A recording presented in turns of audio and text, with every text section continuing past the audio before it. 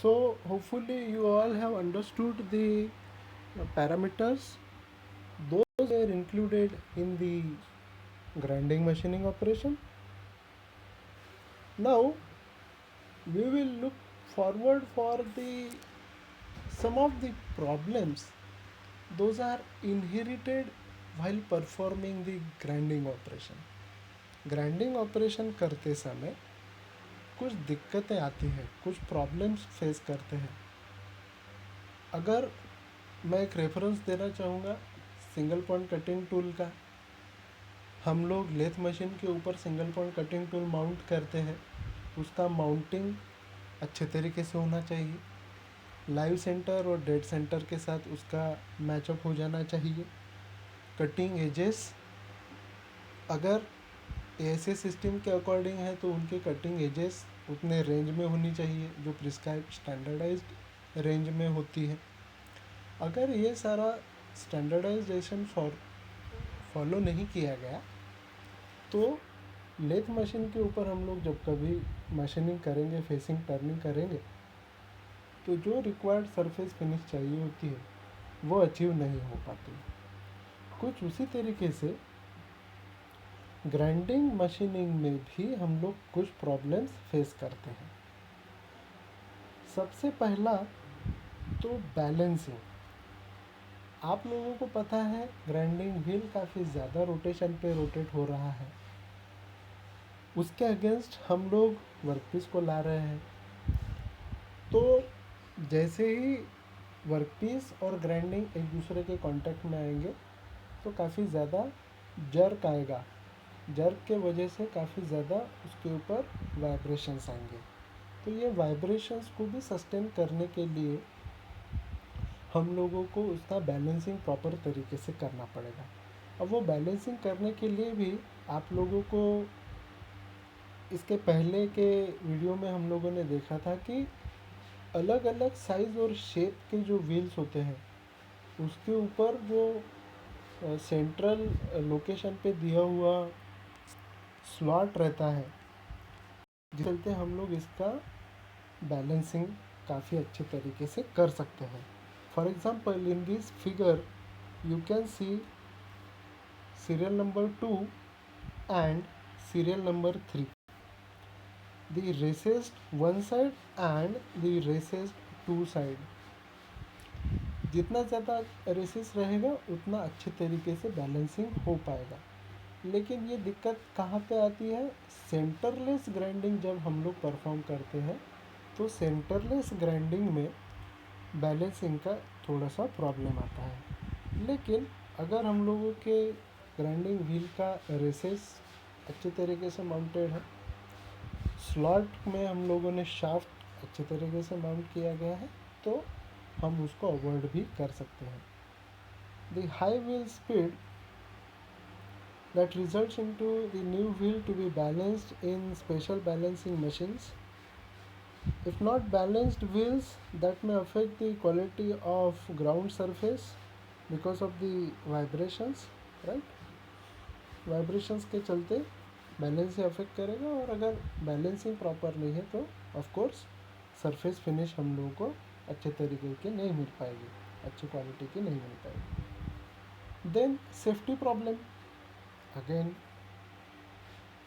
Safety इसलिए भी क्योंकि काफ़ी ज़्यादा फ्रिक्शन हो रहा है. तो आप लोगों ने वीडियो के ज़रिए भी ऑब्ज़र्व किया था कि उससे काफ़ी स्पार्क्स जनरेट होती है. तो वो स्पार्क ऑपरेटर के ऊपर भी आ सकती है, तो उसके लिए कुछ सेफ्टी मेजर्स उसके ऊपर लगाए जाते हैं.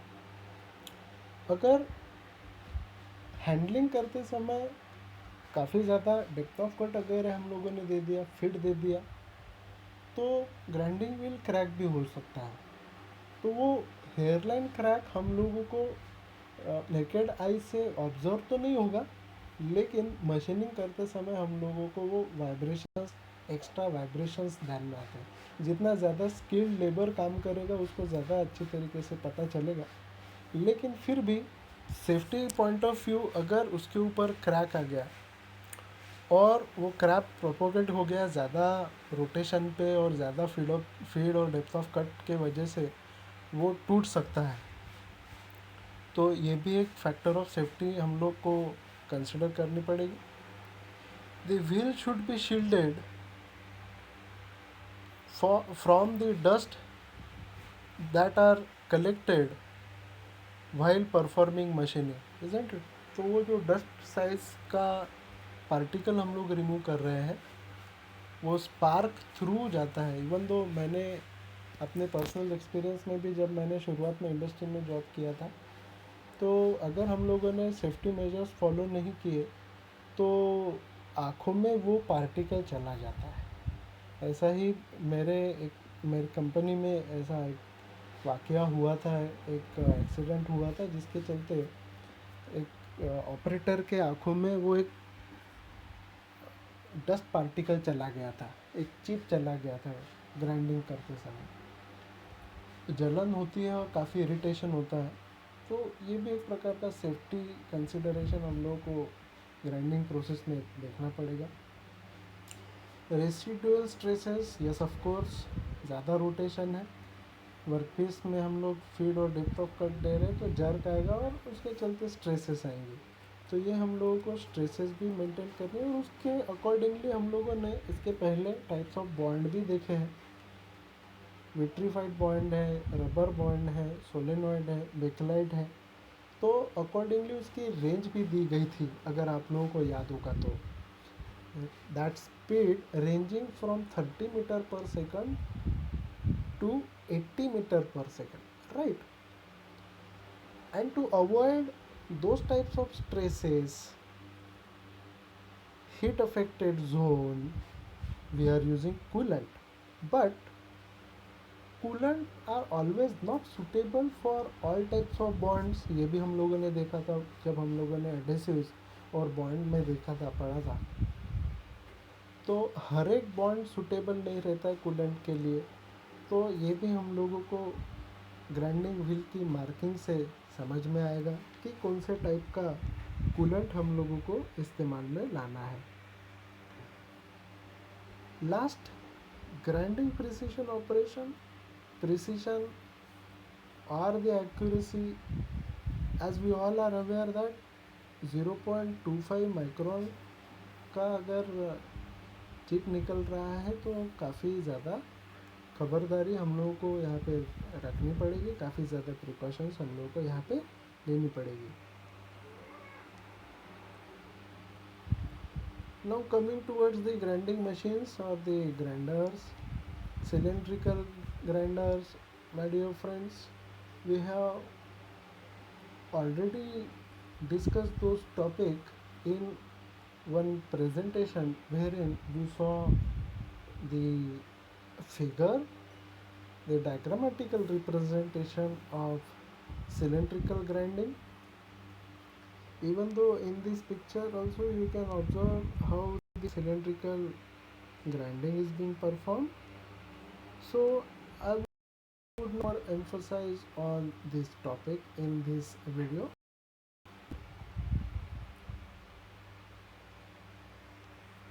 Centerless grinding that we have discussed, the pictorial representation,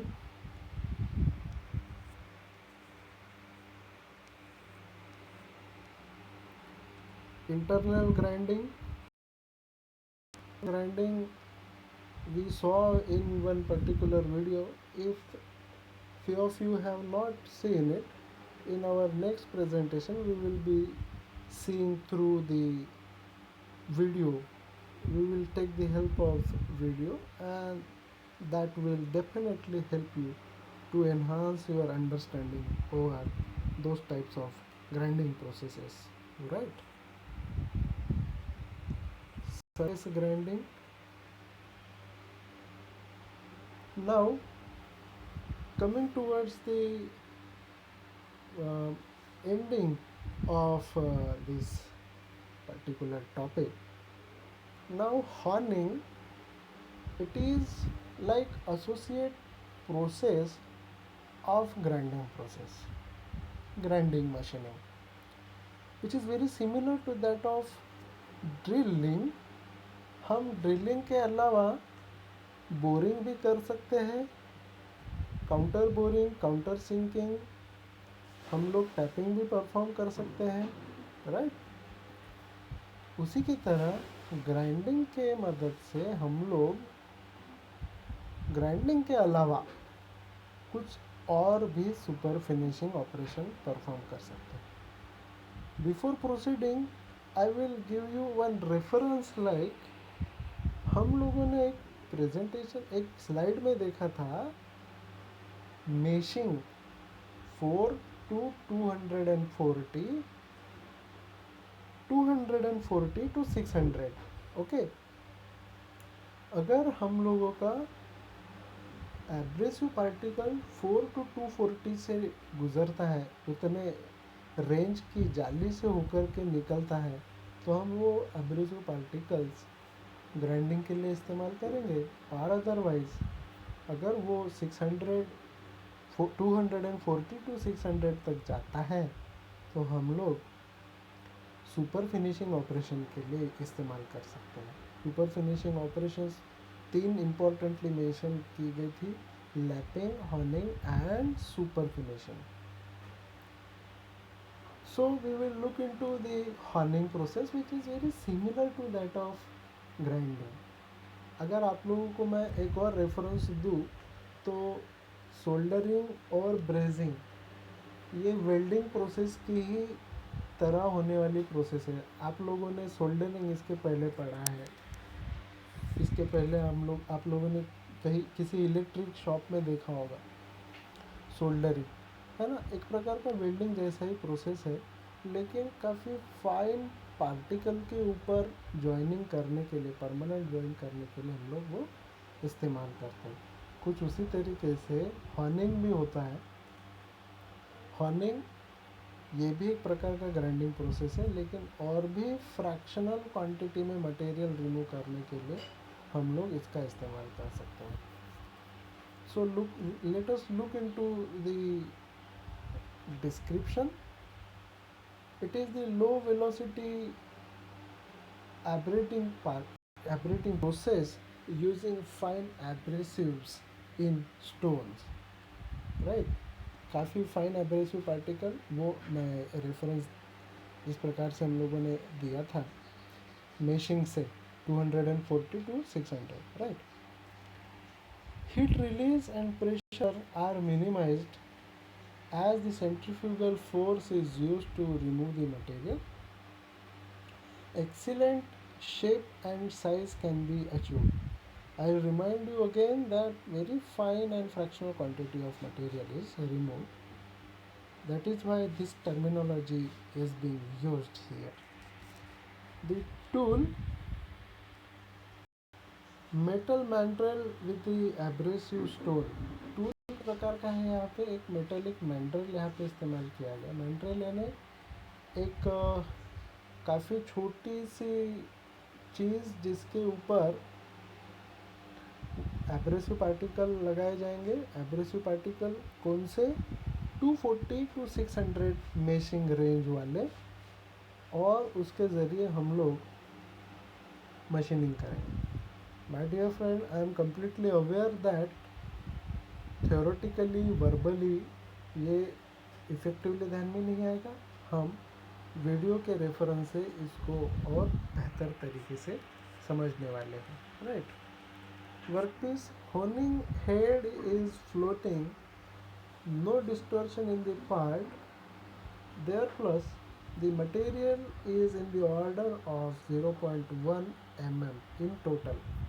हम ग्राइंडिंग में 0.25 mm के रेंज में मटेरियल रिमूव कर रहे थे, और यहाँ पे 0.1। So you can understand the depth and gravity of the super finishing and the size of chip, right? Honing is applied when the scratches left after grinding have to be removed.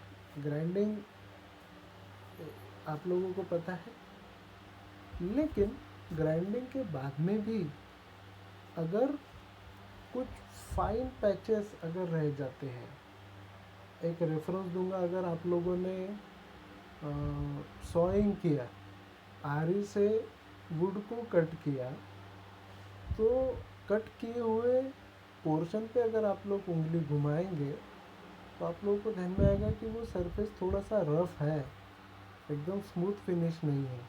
तो वो achieve करने के लिए हम लोग filing करेंगे कुछ उसी तरीके से। ग्राइंडिंग के बाद में अगर सरफेस के ऊपर एकदम फाइन स्क्रैच रह जाते हैं तो हम लोग उसी तरीके की मिलती जुलती ऑपरेशन प्रोसेस फॉलो करेंगे जिसको हॉर्निंग कहा गया है, राइट। हॉर्निंग नीचे देखिए, horning is for hard metal parts, stones are rotating as well as reciprocating, very similar to that of grinding. This gives a cross-hatch surface finish. Honing stones grade mesh of 80 to 600 grains. Actual में 240 to 600 होना चाहिए था यहाँ पे। और accordingly हम लोग horning machine भी स्पेशल पर्पस मशीनिंग के तौर पे देखते हैं। जैसे हम लोगों ने ड्रिलिंग में देखा था, स्पेशल पर्पस बोरिंग मशीन भी होता है और ब्रोचिंग मशीन भी होता है, right. So here in this figure observe the honing process which is very similar to that of grinding, isn't it? Let us look into the parts one by one. Lubricant, expanding tool holder, workpiece, right, and the pad abrasive stones. From this figure you can observe this honing process is being performed into a hollow section, right. hollow section से काफ़ी fractional quantity में material remove करना है तो हम लोग horning process इस्तेमाल कर सकते हैं। और बेहतर अंडरस्टैंडिंग के लिए नीचे में इमेज दिया हुआ है जिसमें कंपैरिजन दिखाया गया है, पहले कैसा था और बाद में कैसा हो गया, राइट।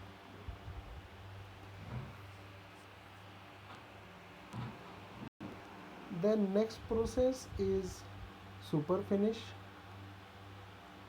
अब आप लोगों को कंफ्यूजन हो रहा होगा कि already grinding super finishing operation है, लेकिन ये सुपर फिनिशिंग क्या अलग प्रोसेस है?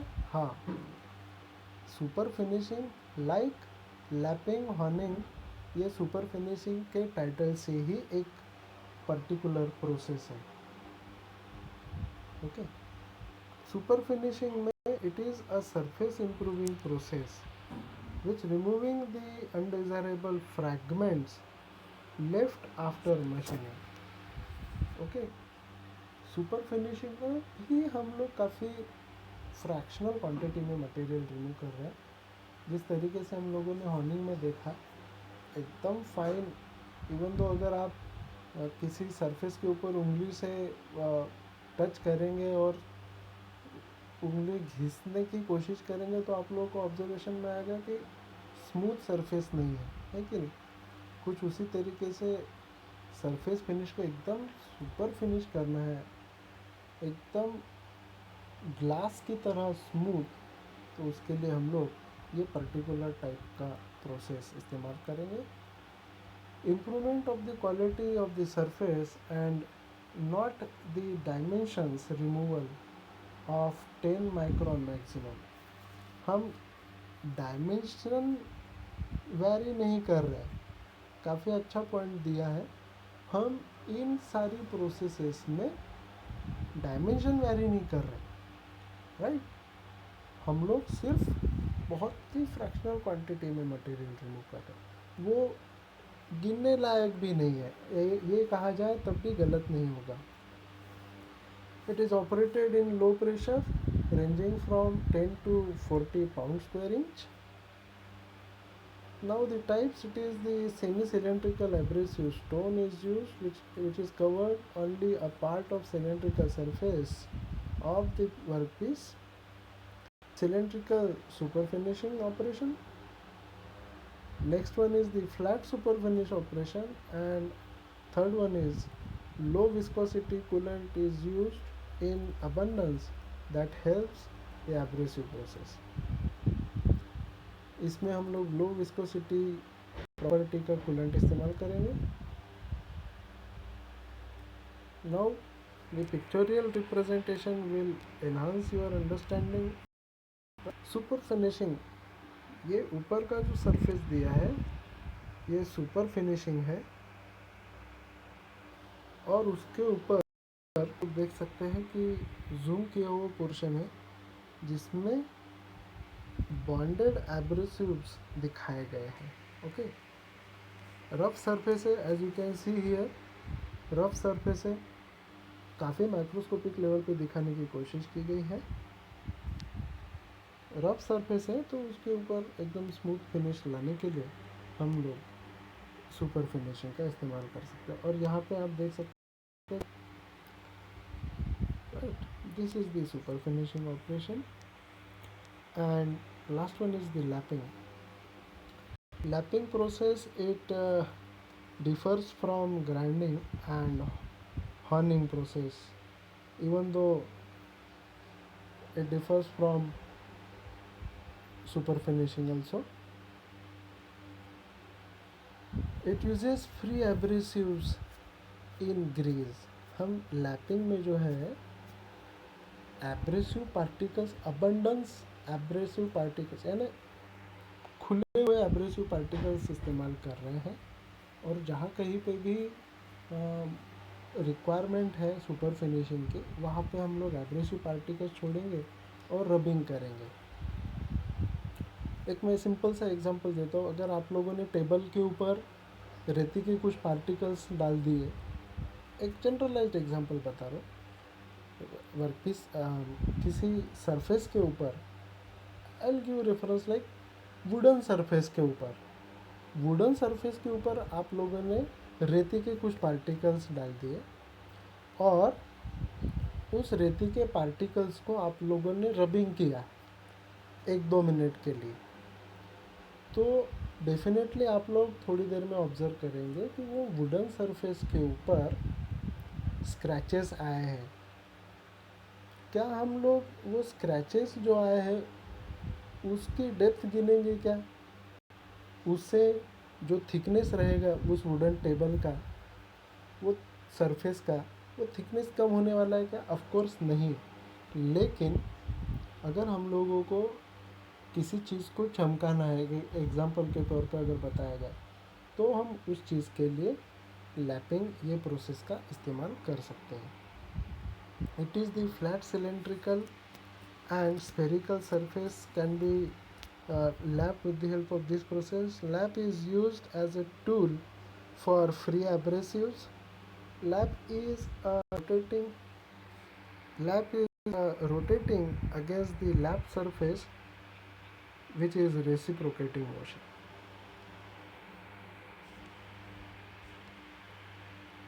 Lap has to be softer than the machine material. Lapping में इस्तेमाल में लाए जाने वाले एब्रेसिव पार्टिकल की प्रॉपर्टीज़ दी गई है. Lap it has to be softer than the machine material. It is made of soft iron, of soft steel, brass और wood. The abrasive particles is embedded in the surface of the lap and are cutting materials on the surface of the workpiece. Lap does not wear, it has to be redressed. However, in lapping of carbide tool or diamonds, copper laps are used with size of abrasives ranging from 120 to 600 grit or mesh. Even though lapping by hand can be performed along with the abrasive paste, lapping with the help of machine that is performed on the horizontal machines used for flat lapping, which is a costly process. Now the last point is the ultrasonic machining. it is well said that it is the non-conventional machining process that you people are going to learn in the next semester, in the fifth semester. But still, I'll give you introduction like in ultrasonic machining process also we are using abrasive particles. Just for the reference to that of lapping, lapping का reference देने के लिए ही यहाँ पे ultrasonic machining बताया गया, दो it is not the part of your curriculum, right. So today we will stop here.